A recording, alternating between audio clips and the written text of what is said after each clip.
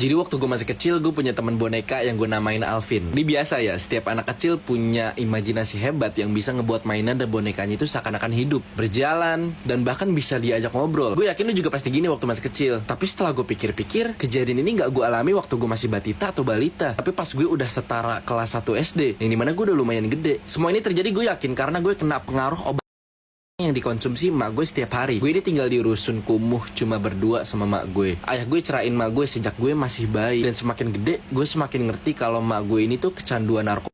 Dulu setiap jam 8 pagi di ruang tamu, mak gue pasti bakar atau apalah gitu yang pasti itu narkoba.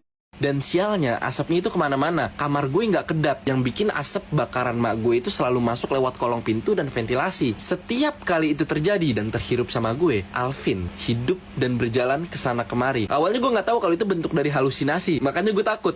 Tapi Alvin selalu nenangin gue. Bahkan meluk gue dengan wangi ciri khasnya yang buat gue semakin nyaman. Yang berujung membuat gue berpikir bahwa dia bukan lagi boneka, tapi teman nyata. Gue mulai hafal waktu dia bangun, yaitu jam 8 pagi dan tidur waktu jam 9 malam. Ya yang ternyata itu efek pengaruh obat yang emak gue konsumsi itu sekitar 12 jaman. Dan di situ gue mulai sering ngobrol sama si Alvin, bercanda sama dia, main sama dia. Bahkan gue pernah nggak sengaja ngebakar buku waktu lagi main masak-masakan. Dan gue diomelin sama emak gue. Gue selalu iri karena Alvin nih nggak pernah diomelin sama emak gue. Selalu aja gue, kenapa sih? Gue sama Alvin udah saling sayang layaknya sahabat beneran. Tapi semua itu meretak ketika pada suatu pagi gue ngeliat mainan mobil-mobilan favorit gue dipatahin sama dia. BTW hari itu adalah hari final balapan mobil-mobilan antar geng gue dan rusun sebelah. Jadi pada hari itu gue datang ke acara balapan cuma untuk dikata-katain baik sama teman-teman segeng gue. Karena gue datang bawa mobil-mobilan yang udah patah jadi dua. Gue pulang dengan hati yang penuh kesal sama Alvin. Gue bener-bener pengen ngasih dia pelajaran dan ngingetin kalau dia itu cuma imajinasi gue. Pulanglah gue dengan amarah, banting pintu kamar dan ngomelin Alvin. Pada saat itu mak gue gak lagi ngebakar, makanya Alvin lagi gak bangun. Entah amarah dari mana yang buat gue gebuk Alvin, terus ngunciin dia ke kotak boneka yang gak akan mau gue buka lagi. Hari-hari berjalan normal tanpa adanya Alvin. Mak gue juga jadi makin rajin ngebakar yang akhirnya ketahuan juga sama polisi. Kejadian itu 2 minggu setelah kejadian Alvin. Gue inget ngintip dari kamar, ngeliat emak gue digerebek sama tim polisi dengan senjata lengkap. Gue yang masih kecil cuma bisa nangis ketika polisi ngedobrak pintu kamar gue. Tapi untungnya salah satu dari mereka ada yang perempuan. Jadi gue langsung dipeluk dan ditenangin. Yang gue inget waktu itu gue dibawa ke rumah sakit, mungkin perawatan pasca trauma, dan habis itu dibawa ke panti asuhan yang dimana di sana aman, nggak ada asap,